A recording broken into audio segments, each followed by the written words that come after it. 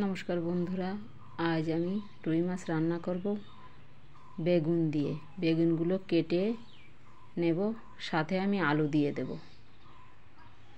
আজ রান্না করব রুই মাছ দিয়ে বেগুনের তরকারি। বেগুনগুলো কেটে নিয়েছি আর আলু কেটে নিয়েছি, সাথে কাঁচা লঙ্কা চিড়ে নিয়েছি। মাছগুলো আমি ভেজে নেব, মাছে লবণ হলুদ ভালো করে মেখে নেব।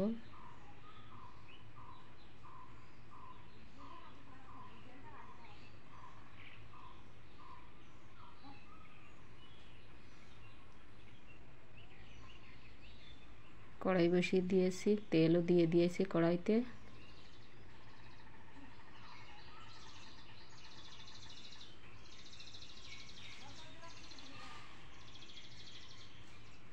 তেলটা গরম হয়ে গেছে, মাছগুলো দিয়ে দেব।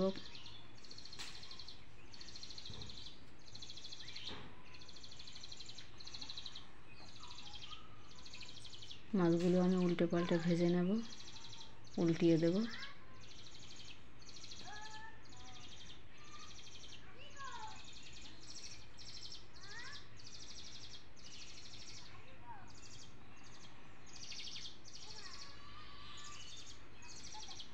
মাছগুলো হয়ে গেছে, তুলে নেব। আজকে আমি কোনো মশলা ছাড়াই বেগুনের তরকারি করব। এভাবে খেয়ে দেখবেন, খেতে খুব ভালো লাগে। আমি বাকি মাছগুলো ভেজে নেব।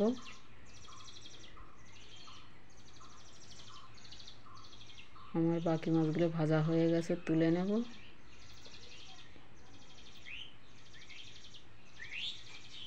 কড়াইয়ে তেল রয়েছে, আমি আর তেল দেব না। আলুটা দিয়ে দেব, কাঁচা লঙ্কাটাও দিয়ে দেব চেরা। স্বাদ মতো লবণ হলুদ দিয়ে আমি আলুটা একটু ভেজে নেব।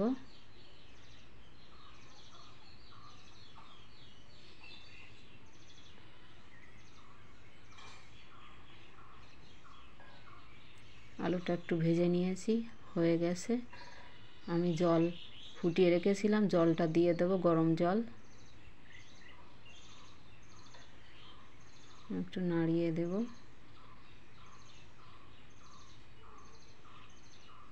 পরিমাণ মতো জল দিয়ে আমি ঢাকা দিয়ে এটা জাল করে নেব।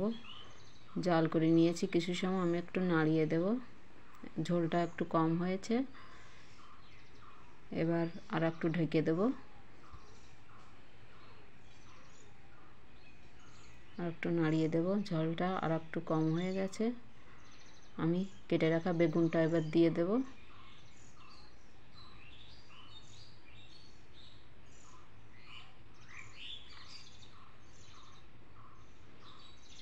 আবার ঢাকা দিয়ে এটা জাল করে নেব। জাল করে নিয়েছি, নাড়িয়ে দেব। ঝোলটা একটু কম হয়ে গেছে, ভেজে রাখা মাছটা এবার দিয়ে দেব। আমি এটা নাড়িয়ে দেব। আমি তরকারিটা এবার নামিয়ে নেব।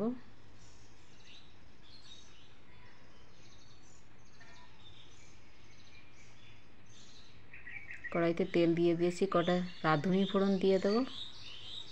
আমি রাঁধুনিটা একটু ভালো করে নাড়াচাড়া করে ভেজে নেব।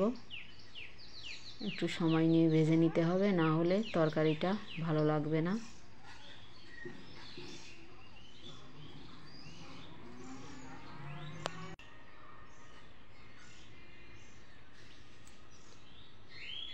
ভেজে নিয়েছি, হয়ে গেছে। তরকারিটা দিয়ে দেব।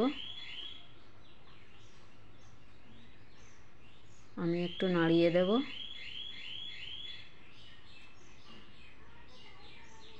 জাল করে নেব আমি। ঝোলটা কম হয়ে গেছে, নাড়িয়ে দেব। তরকারিটা হয়ে গেছে, নামিয়ে নেব। রুই মাছ দিয়ে বেগুনের তরকারি, এই রেসিপিটা যদি ভালো লাগে লাইক কমেন্ট শেয়ার করবেন, আর আমার চ্যানেলটা অবশ্যই সাবস্ক্রাইব করবেন। ধন্যবাদ। আপনারা অবশ্যই এভাবে ট্রাই করবেন।